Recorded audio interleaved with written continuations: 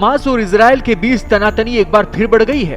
एक बार फिर महायुद्ध के संकेत मिलने लगे हैं। फिलिस्तीन के आतंकवादी संगठन हमास ने इजराइल के दक्षिणी शहरों में रॉकेट दागे हैं, जिनमें से ज्यादातर रॉकेट इजरायली रक्षा सिस्टम ने हवा में ही मार गिराए। हमास ने दावा किया कि हमला उन्होंने गाजा में इजरायली सुरक्षा बलों द्वारा किए जा रहे नरसंहारों के जवाब में किया है। इजरायली सेना ने बताया कि करीब 10 प्रोजेक्टाइल दागे गए थे, लेकिन उनमें से ज्यादातर को सफलतापूर्वक रोक दिया गया।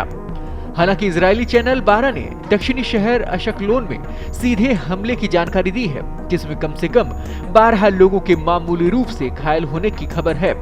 इजरायली आपातकालीन सेवाओं ने कहा कि एक व्यक्ति छर्रे लगने से घायल हो गया, जिसका इलाज किया जा रहा है और टीमें घटनास्थल पर भेजी गई हैं। साथ ही इजरायली आपातकालीन सेवाओं द्वारा शेयर किए वीडियो में टूटी हुई कार और सड़क पर बिखरा मलबा नजर आ रहा है।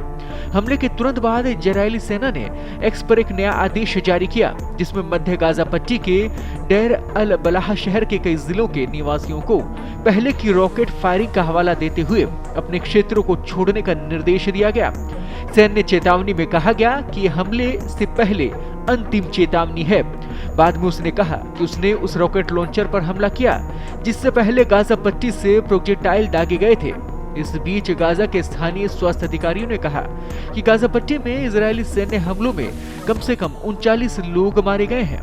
आपको बता दें कि इजराइल और हमास के बीच सीज फायर का पहला चरण 15 महीने के युद्ध के बाद 19 जनवरी को लागू हुआ, जिसमें लड़ाई बंद करना, हमास द्वारा बंधक बनाए गए कुछ इजरायली बंधकों को रिहा करना और कुछ फिलिस्तीनी कैदियों को छोड़ा जाना शामिल था।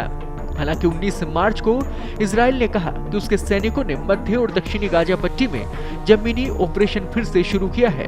दोनों पक्षों ने सीज फायर वार्ता में गतिरोध के लिए एक दूसरे को दोषी ठहराया। अमेरिका राष्ट्रपति डोनाल्ड ट्रंप के साथ बैठक के लिए वाशिंगटन जा रहे इजराइल के प्रधानमंत्री बेंजामिन नेतन्याहू को उनके रक्षा मंत्री इजराइल कैट्स ने रॉकेट हमले के बारे में जानकारी दी। इस पर नेतन्याहू ने निर्देश दिया कि हमले की जोरदार प्रतिक्रिया दी जाए, यानी महायुद्ध और महाविनाश द्वार पर खड़ा है। ताजा अपडेट्स और बड़ी खबरों के लिए बने रहें पत्रिका के साथ।